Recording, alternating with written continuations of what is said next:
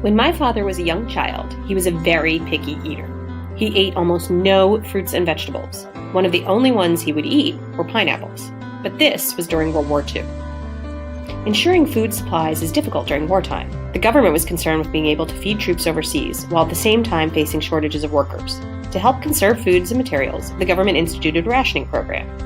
Rationing boards controlled by the government would determine how much of a certain food or product people could get in a week and issued cards or tickets to control product flow. Certain items were in very short supply, either because they were needed for the war effort or because it was difficult to move them around the country. At the time, Hawaii was a major source of pineapples, but because of the war, getting them from the Pacific Ocean to Brooklyn, where my father lived, was no easy task, even without the rationing.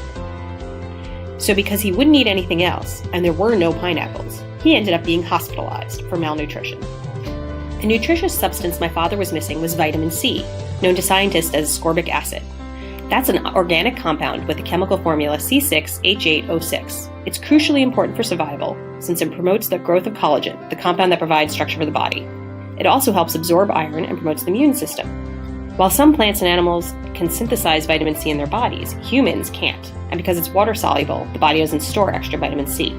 That means you need to consume it regularly to stay healthy. Without vitamin C, you can eventually develop a disease called scurvy, becoming weak and tired with bruises and bleeding gums, and can even bleed internally. Sailors on long journeys often used to die from scurvy until a doctor discovered that it could be prevented by eating citrus fruit. Fruits and vegetables are virtually the only natural sources of vitamin C or ascorbic acid. Citrus fruit is the most common source, but broccoli, Brussels sprouts, and red peppers are also good sources.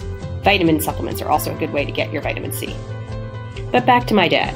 When he was in the hospital, the doctors figured out that the best way to get him nutrients was to deliver them intravenously. This was actually a new process at the time, especially for children. He got better, but he couldn't stand needles for the rest of his life. And that's why we told this story to my children when they were little, warning them that if you're a picky eater, you'll have to go to the hospital and get stuck with needles, just like Grandpa. And none of them were ever picky.